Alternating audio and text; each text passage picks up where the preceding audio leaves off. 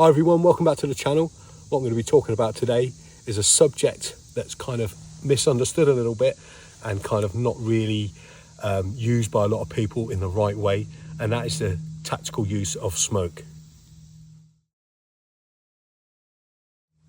Right then, so smoke can come in different forms. When you're in the military, you can get signal smoke, you can get white phosphorus, red phosphorus, it can be hand thrown, and it can be fired from vehicles. I'm going to be covering hand thrown smoke, okay? So I'm not going to be talking about the stuff that's fired out projectors out of armoured vehicles and things like that. Now there's two main reasons why you're going to use smoke in a military environment. The first one is for screening movement of troops, whether that's for during an attack phase, whether it's for withdrawal or just movement in general. And the second reason why you're going to use smoke is for signalling. Okay, so that's for when you're going to be bringing in a helicopter to extract casualties or to just extract from an operation. I've used this quite a lot in the past, so whether that's on courses, exercises or on operations, I've used smoke in lots of different environments for lots of different reasons. And when used correctly, when it's used properly, it can be very, very good and really, conducive to what you're doing. If you use it incorrectly though, it can be a double-edged sword and it can actually hamper what you're doing. So like I say, there's two types of smoke. There's two main types of smoke. One of them is signalling smoke. So obviously that's what you're going to be used for bringing in aircraft, helicopters, stuff like that. And what it does is it shows them the direction of the wind and the strength of the wind, so that when they're coming into land, they're going to land into wind. And I've used this in Afghanistan, in Iraq. And also what you can do is you can identify you're the good guys, that you're bringing them in with a colour as well. So you can pop the smoke, the aircraft can say, I can see yellow smoke, and then you'll say back, yeah, A-firm, that's us, that's friendly forces. So that's relatively simple. However, when you're using smoke to screen movement, again, you can use the sort of like smoke that just pours out, just, like signal type smoke that pours out of the grenade. But what's even better is the phosphorus grenades. So we used to have white phosphorus in the British Army. We now use red phosphorus. Basically, and when you throw it, it explodes and you get an instant, plume of smoke. It does have hazards, obviously. It's phosphorus. You get that stuff on your skin, you're going to know about it. It can be used in an anti-personnel use. However, that's not strictly street legal, but it has been used, okay? So if you was to throw a phosphorus grenade in a trench or something like that, the guys in that trench are going to have a bad day.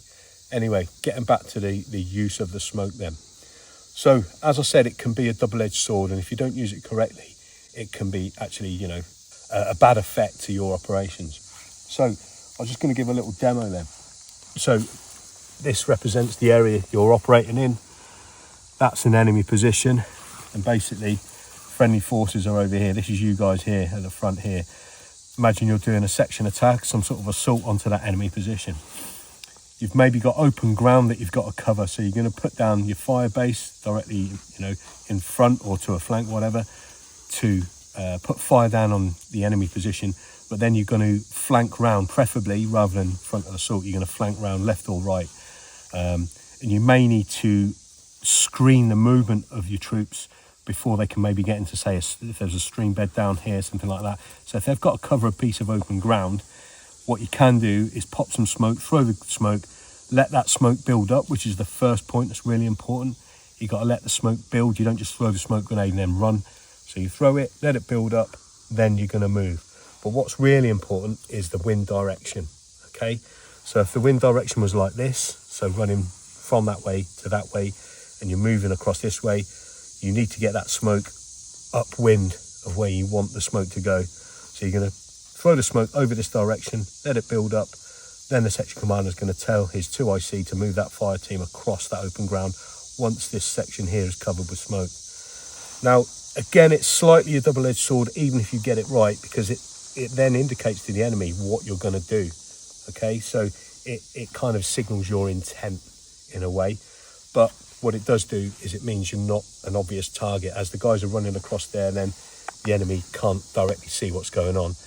And if this fire team are doing their right job anyway, if they're doing their job properly, they're keeping the heads down of the enemy whilst you're moving.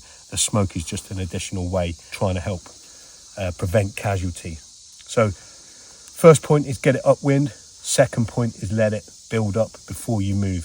It's a common mistake to basically just throw that smoke and then just run straight away before that smoke has built up to an effective smoke screen.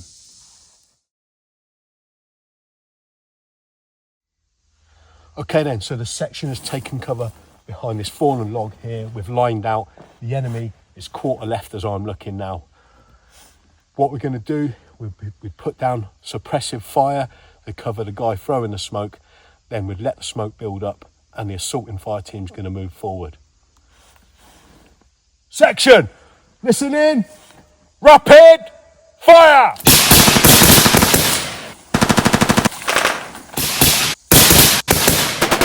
I'm going to let the smoke build up now. Okay, Charlie fire team, prepare to move! Move!